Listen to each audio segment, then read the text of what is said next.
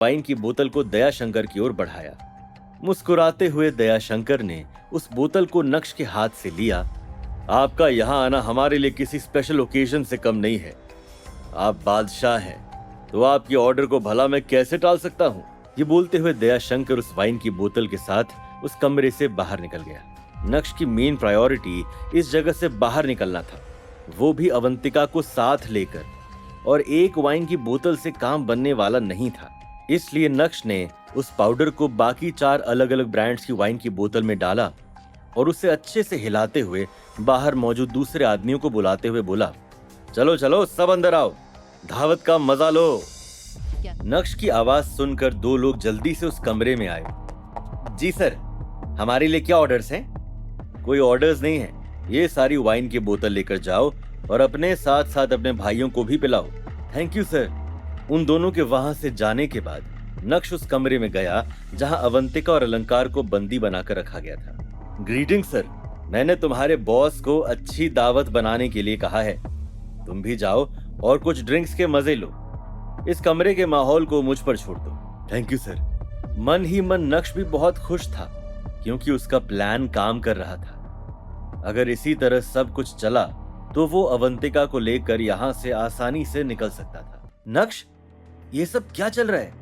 ये लोग तुम्हें सर सर क्यों कह रहे हैं? हो सकता है कि इन्हें लगता है कि मैं सूरत का कोई बिग शॉट हूँ। तुम्हारे जैसा यूजलेस इंसान बिग शॉट कैसे हो सकता है? ये तुम्हें गलत समझ रहे हैं और तुम इसका फायदा उठा रहे हो। अगर ऐसी बात है तो तुम्हें यहाँ से बाहर निकलने का रास्ता ढूंढना चाहिए। अगर तुम यहाँ से बाहर निकल गए तो हमें भी आसानी से बचा सकते हो। कोई जल्दी नहीं है।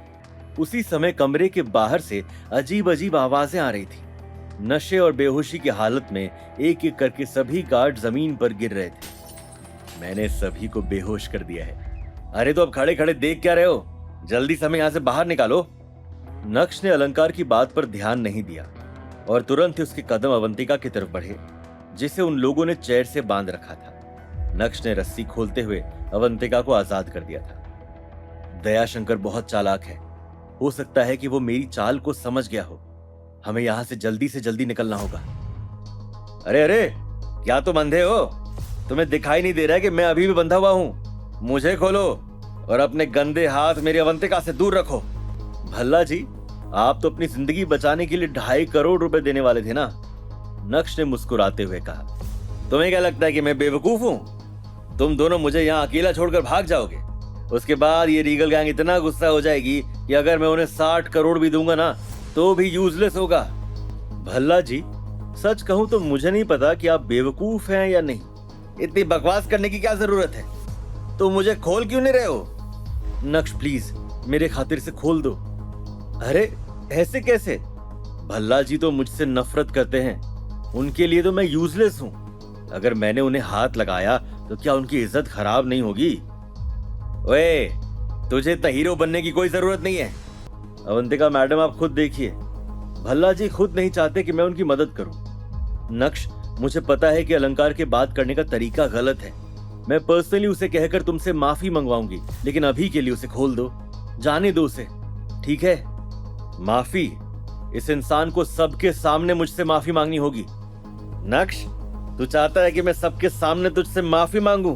भूल जा बेटा, सपने देख सपने। अवंतिका, तुम भी क्या इसके जैसे यूजलेस इंसान के साथ अपना कीमती समय बर्बाद कर रही हो?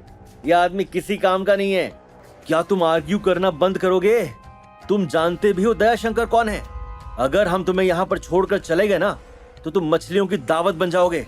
नक्श, मैं तुम्हारे सामने हाथ जोड़ रही हूँ, प्लीज अलंकार को खोल दो और उसे हमारे साथ आने दो। ठीक है, तुम्हारे कहने पर मैं इसे छोड़ दूंगा, लेकिन मेरी एक कंडीशन है, तुम्हें मुझे फिर से बॉस कहना होगा। नक्श, तू मेरी अवंतिका को बुली कैसे कर सकता है? बस बहुत हुआ, आर्ग्यू करने की कोई जरूरत नहीं है। Boss, I am sorry. जैसे ही अवंतिका के मुंह से ये शब्द बाहर आए, वैसे ही उसका चेहरा शर्म के मारे लाल हो गया था। उसके बाद नक्श के कदम अलंकार की तरफ बढ़े और वो धीरे धीरे उसकी रस्सी खोलने लगा। ज्यादा हीरोगिरी दिखाने की कोई जरूरत नहीं है, एक बार मुझे यहाँ से बाहर निकलने दे, उसके बाद मैं तुझे दिखाता हूँ कि अलंकार भल्ला कौन है। अच्छा, तुम तो वाकई में काफी एरोगेंट हो। ऐसा है तो तुम्हें यहीं रहना चाहिए। जब उन लोगों को होश आएगा तो उन्हें दिखाना कि अलंकार भल्ला कौन है, ठीक है? नहीं नहीं, ऐसा मत करो, मुझसे गलती हो गई, जल्दी से मुझे खोलो। नक्श ने अपना सिर हिलाया और देखते ही देखते अलंकार को आजाद कर दिया। रीगल गैंग के अड्डे से बाहर निकलना बिल्कुल भी आसान नहीं था। हर तरफ बस कैमरे ही कैमरे नजर आ रहे थे। तीनों अलग अलग दिशा में जाते हुए बाहर निकलने का रास्ता ढूंढने लगे। फाइनली 2 घंटे के बाद नक्श को एक खुफिया रास्ता मिला और ठीक समय पर वो तीनों उस अड्डे से बाहर आए। बाहर आते ही अवंतिका अपने मिशन पर लग गई और उसने पुलिस की बड़ी फोर्स को रीगल गैंग के अड्डे की लोकेशन भेज दी थी। कुछ ही समय में फोर्स वहां पहुंच गई और रीगल गैंग के 30 लोगों को गिरफ्तार कर लिया गया। जब नक्श अपने विला पहुंचा तो उस समय घड़ी में सुबह के 1 बज रहे थे और अनिका मैडम बेडरूम में आराम से सो रही थी। अगले दिन सुबह 8 बजे नक्श की आंख खुली। वैसे ही उसके बेडरूम का दरवाजा खुला और अनिका भी कमरे से बाहर निकली। नक्श, तुम कब आए? और बेडरूम में भी तो जगह थी सोने के लिए, तुम स्टडी रूम में क्या कर रहे थे? क्या अनिका का शक बदल रहा था यकीन में? क्या जावेरी खानदान पर आई मुसीबत और बढ़ती जाएगी और दया शंकर से लिया पंगा क्या कर देगा नक्श का जीना हराम? ये जानने के लिए देखिए अगला एपिसोड सिर्फ पॉकेट FM के YouTube चैनल पर और इंस्टा एम्पायर के सारे एपिसोड सुनने के लिए डिस्क्रिप्शन में दी गई लिंक से डाउनलोड कीजिए पॉकेट FM ऐप।